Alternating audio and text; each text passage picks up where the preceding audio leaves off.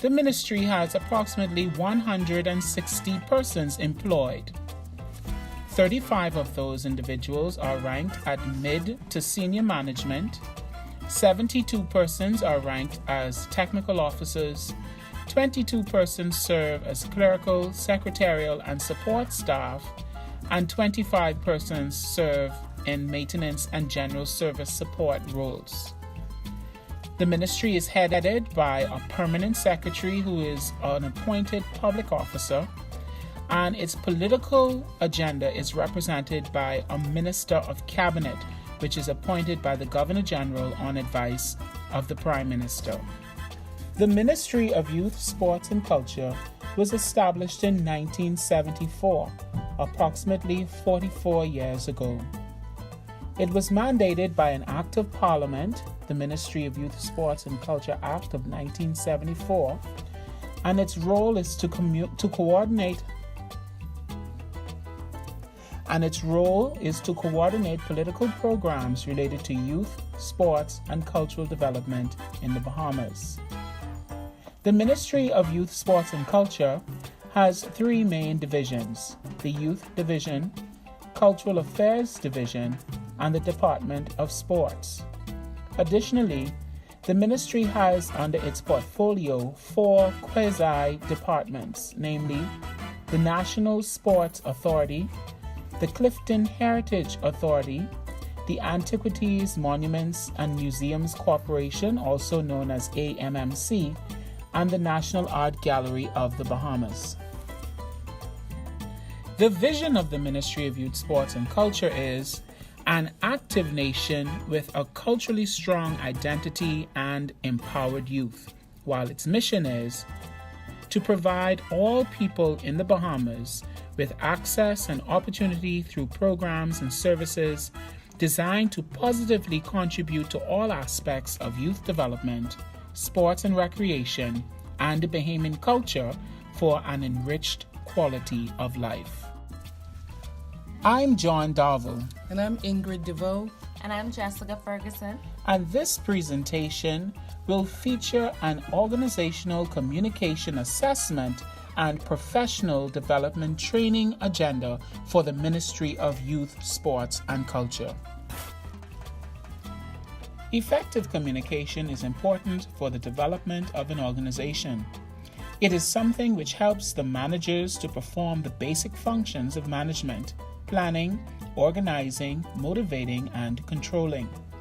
Communication skills, whether written or oral, form the basis of any business activity. Communication serves as the foundation of every facet of a business. Thus, it can be said that effective communication is the building block of an organization. Some of the benefits of effective communication skills are: communication keeps the foundation of motivation. It helps the employer to know how a job is being performed and improve performance if it is not up to the mark. Communication acts as a source of information and helps in the decision-making process and helps in identifying the alternative course of action. To address the communications problems we identified, we determined that a communications unit must be established within the Ministry of Youth, Sports and Culture. We determined that training for the new staff appointed to the Ministry of Youth, Sports and Culture's communication unit needs to take place. We also determined that a ministry-wide sensitization on the communication model for the public service and use of communication tools needs to take place. Based on the communication needs assessment, we determined that the information takes too long to be disseminated through the organization. Communication tools and format was not unified throughout the organization. External partners complained that too many persons at the first point of contact don't know important common knowledge information about the organization. And finally, responses to written communication either take too long or never happens at all. It is important to note that currently the Ministry of Youth, Sports and Culture has no designated budget line item for training. Therefore, the funding for this training was made possible by contributions from the various divisions of the ministry. To conduct this training, a budget was determined. The essential elements of the budget included its participants, of which there were 8 identified.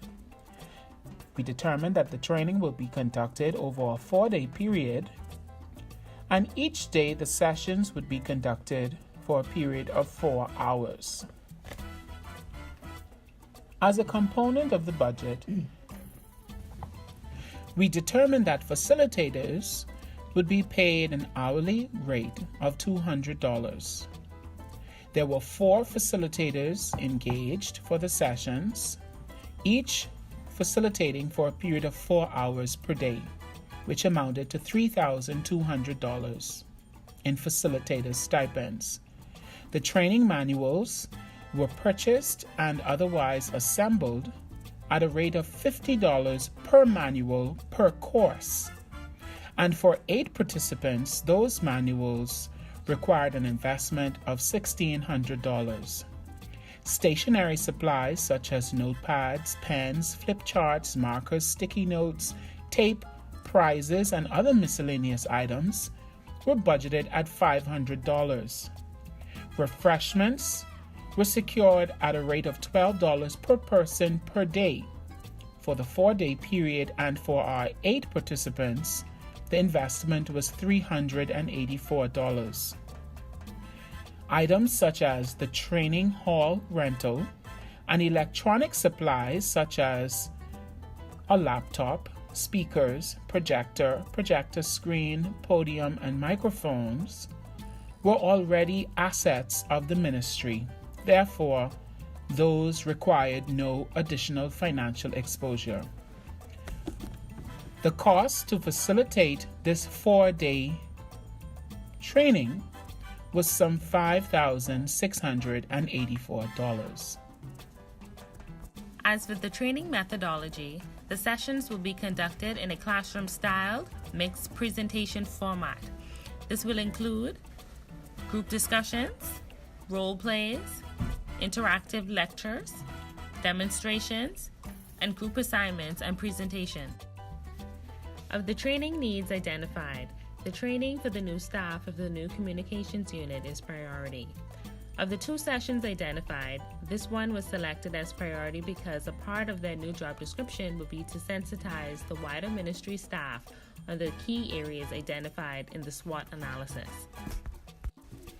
The objectives of the training is to provide a comprehensive overview of the public service communications model and the communications tool used in agencies of government to equip the newly appointed 8-member staff of the Ministry of Youth, Sports and Culture Communications Unit.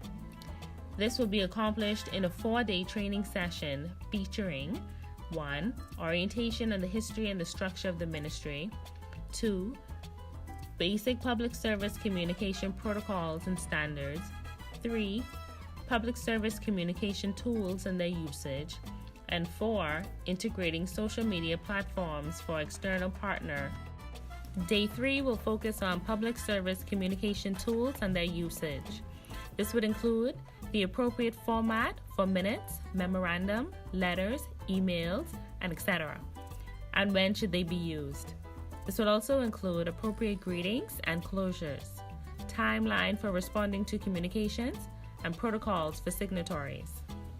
Day 4 will include the integration of social media platforms, and this would include the usage of Facebook, Instagram, and Snapchat, as well as designing banners. As a team, we together decided to conduct an organizational communication needs assessment. We intend to use the result of this assessment to design a strategy to help us address the communications gap in the Ministry of Youth, Sports and Culture. To conduct this assessment, a focus group comprising a cross-section of persons in the Ministry of Youth, Sports and Culture was conducted. Questions were asked which solicited response to their perception of communication, successes, challenges, and opportunities. Additionally, a survey was conducted with external partners and customers to determine their perception on the level of efficiency and professionalism in the communication they receive from this ministry. The team and we conducted a SWOT analysis and found the strengths of the ministry to be the fact that they have a captured audience, and as an agency of the public service, there is an established communication model which includes format, language, and protocols. The use of social media in the youth division to reach external partners is also a strength that we identified. Some of the weaknesses identified was the fact that the ministry has no specific communications unit. The ministry is severely short-staffed. All of the staff are not aware of the established communications model, and the interdepartmental and intra-departmental communication needs to be improved.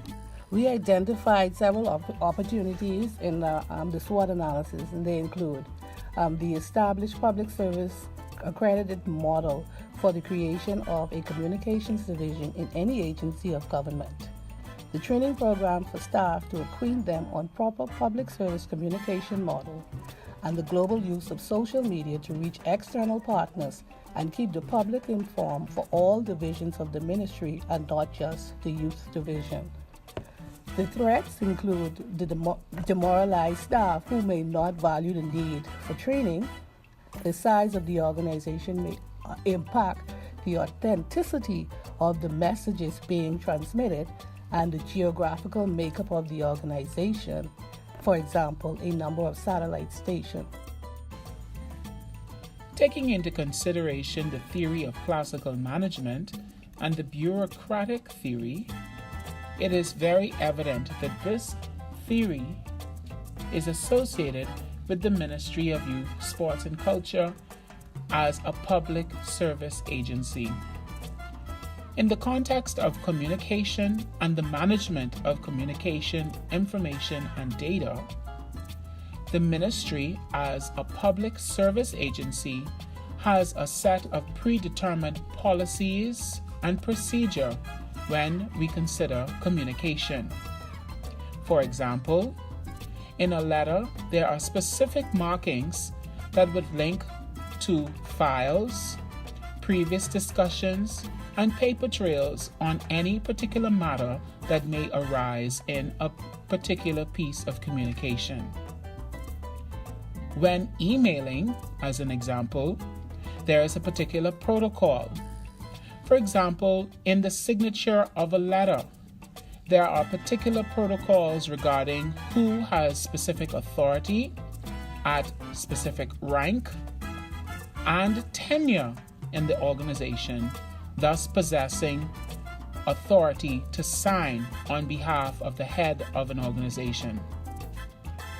Further, in signing on behalf of the head of the organization, the permanent secretary sits as the chief operations officer.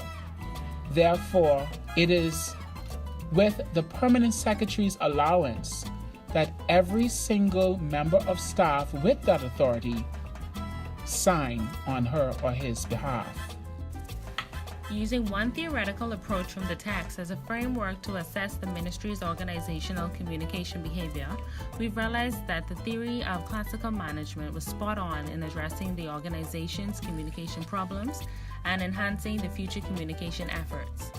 To provide an overview of the classical management approach, this is a theory that became popular in the 1900s. Within this overarching concept, there lies three sub-concepts that help shape this approach. These include Frederick Taylor's scientific management theory, the bureaucratic theory, and Max Weber's authority theory. These approaches suggest that there should be order, uniformity, purpose, and consistency when communicating. All tasks and ways of communicating should be clear-cut, direct, and straightforward. Because of this systematic process, however, communication would therefore lack creativity, originality, uniqueness, and there would be no interpersonal relationships built under this approach.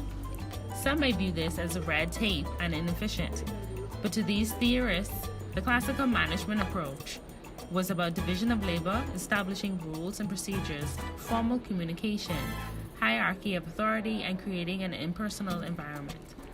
These examples can be seen in the Ministry of Youth in the following ways.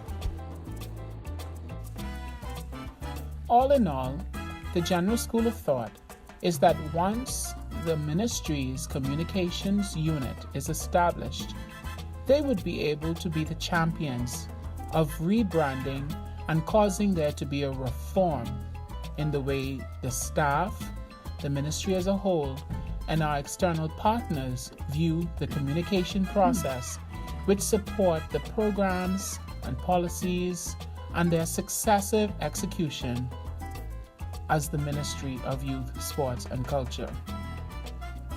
Once this unit has been assembled, its staff trained, they have a mandate to conduct a sensitization session amongst all of the staff of the Ministry of Youth, Sports and Culture to address the challenges that were identified by our partners and key persons during our focus group sessions and surveys.